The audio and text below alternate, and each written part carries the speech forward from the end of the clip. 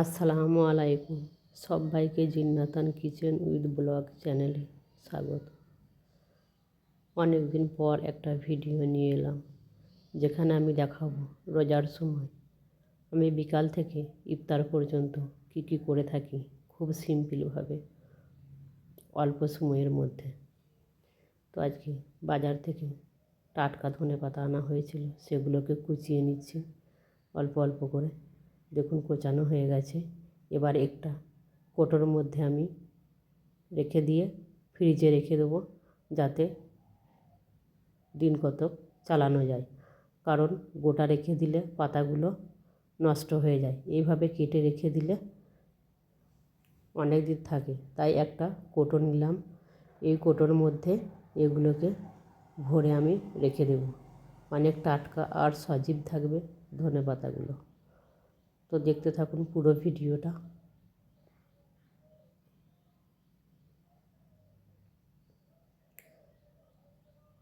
আমার এই কাজটা পুরো কমপ্লিট হয়ে গেল। এবার কোটোর মুখটা টাইট করে লাগিয়ে দেবো। আর তরকারি আগে থেকে রেডি করা ছিল, তরকারিতে ধনেপাতা দিয়ে দিলাম। তরকারিটা হয়ে এসেছে। আর এদিকে আলু ভাজা হয়েছে, আলু ভাজাটাও হয়ে এসেছে, তুলে নিচ্ছি একটা জায়গায়। গরম গরম আলু ভাজা খেতে ভালো লাগে ইফতারের সময়। আর এদিকে কিছুটা দুধ ছিল, চিনি দিয়ে জাল করে নিয়েছি। এদিকে একটা লেবু আমি এর জন্যে ভিজিয়ে দিয়েছি। আর এদিকে শসা কুচি, মুড়ি রেডি রেখেছি। আর এখানে আছে ছোলা, মিষ্টি। আর এদিকে এই খেজুরটা আনা হয়েছিল, খেজুরটা হচ্ছে ডাল সমেত। তো এই ডালগুলো থেকে একটা একটা করে ছাড়িয়ে নিয়ে একটা কোটোর মধ্যে রেখে দিচ্ছি।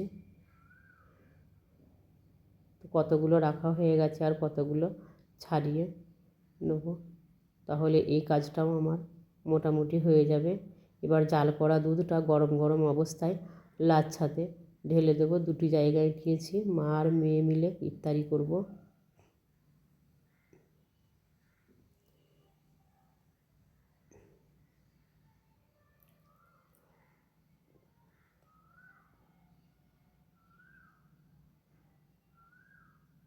দেখুন মোটামুটি আমার ইফতারির আয়োজন অনেকটা রেডি হয়ে গেছে। এবার ইফতারি সেরে নিয়ে নামাজে বসলাম। আমার নামাজ পড়া হয়ে যাওয়ার পর আমার দেখা দেখি মেয়েও একটা মুসল্লা নিয়ে নামাজ পড়ার জন্য রেডি হয়ে আছে। ও যেমন পারে সেরকম ভঙ্গিতে নামাজ আরম্ভ করেছে।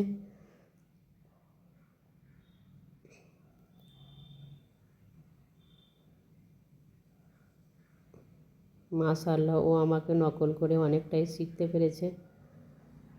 ও যে মুসল্লায় সিজদা দিচ্ছে, এটাই অনেক যথেষ্ট।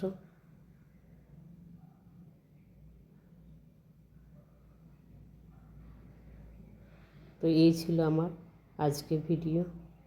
তো ভিডিওটা কেমন লাগলো অবশ্যই জানাবেন।